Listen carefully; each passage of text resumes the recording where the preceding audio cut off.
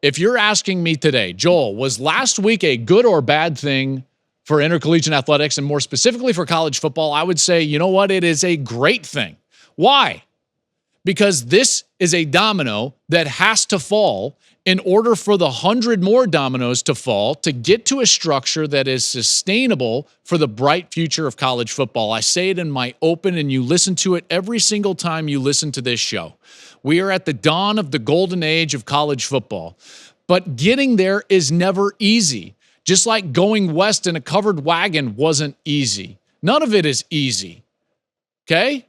You've got to go through the growing pains. This is a domino of a series of dominoes that are going to have to get tipped over in order to get to the end of the line to a spot where college football is in a better place, where the structure is more sustainable, where we have a more competitive environment across landscapes and conferences and more specifically teams, where we have the ability to protect players, pay them accordingly, share the revenue of a sport that is on an exponential growth pattern right now, both in terms of interest and in revenue. All of those things are a good thing. Remember what Chip Kelly told us last year about this time. There is no crying on the yacht.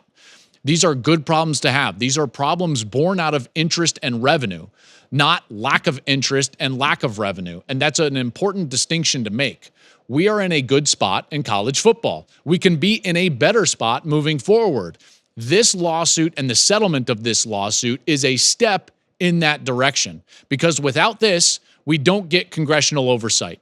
We don't get an antitrust exemption. We don't get rules that would govern across state lines. We don't get separation of revenue sports and non-revenue sports. All of those things have to happen so that we can get to a point where we can have a structure over college football that allows for a collectively bargained agreement so that we can protect players. We can have some sort of guardrail about when and where they can move. We have guardrails on all of it, and that's what we all want as fans of college football. It's coming. You just have to be patient. There's two types of college football fans right now. Only two. One that long for the past and want it to return there, and the other that just think, you know what, this is all messy and it's hard to follow, and I don't really love it. Now, you could be a third, and maybe I don't want to shortchange the third that is just like, you know what, it's all awesome and I love it. That last group, I'm all with you, and I'm for you, and I hope that's you. And if it is you, leave a comment down below on YouTube. Remember to subscribe and like the video. The second group that you know that this is messy, you know what? Sit tight. Sit tight.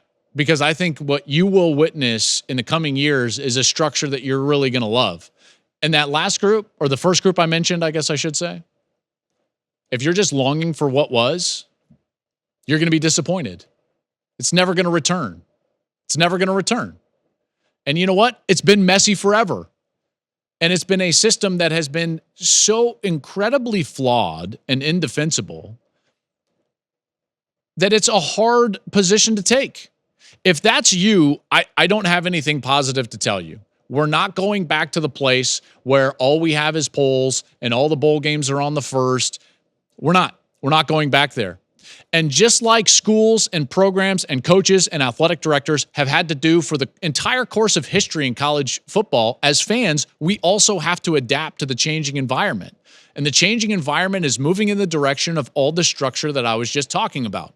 Now, is it going to look exactly like that? I'm not totally sure. Do I know exactly what's going to happen with Title IX next year in 2025? No, I don't. And anybody that tells you they know exactly what it's going to look like is lying to you. But I do know at the end of the line of the dominoes, this is going to look better. And that's why I tell you we are at the dawn of the golden age of college football. It leads me to my last question. Competitive balance. What do I see this doing to competitive balance in college football?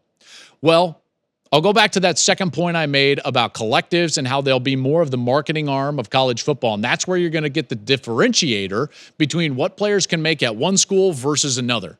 Because if the salary cap, if you want to call it that, or the rev share is whatever percentage of revenue shared with the conferences, let's call it 20 million as we get started, we know what that is. And that's not going to grow, or it grows constantly for everybody involved. What we don't know is what your opportunity is as a player at that school for true marketability and name, image, and likeness. And so I would just tell you, the same teams that are really good, the same teams that are on TV constantly, the same teams that are in marketplaces where they have access to companies and markets and capital are going to continue to have a bit of differentiation from the rest. Just like every other sport, the Dallas Cowboys quarterback is more valuable than the Arizona Cardinals quarterback. They have access to the same capital via the salary cap in the National Football League, but of far different value based on the marketability of being one quarterback versus the other. That's just the truth. It's different being a New York Yankee than it is being a Kansas City Royal. I think we all can wrap our hands around that and heads around that.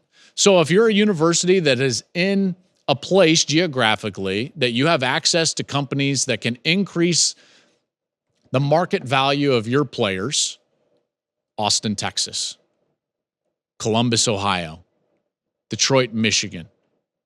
When you're the only game in town and you're basically the pro sport in your state, Alabama Crimson Tide.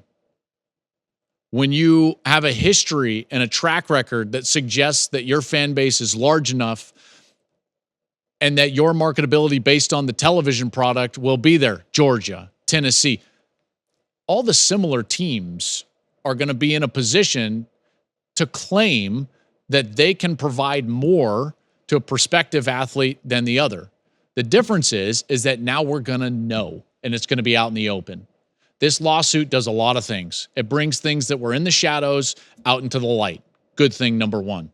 It allows the opportunity to change the structure of the sport via congressional legislation as well as governing body and structure, which allows for collectively bargained agreements with a players association. Good for the sport. Like I said, I believe that we're in the process of getting to a place that's really positive in college football. This is a domino in the long string of dominoes that are going to start to fall over the coming months and years. Do I know exactly what it looks like? No, I don't.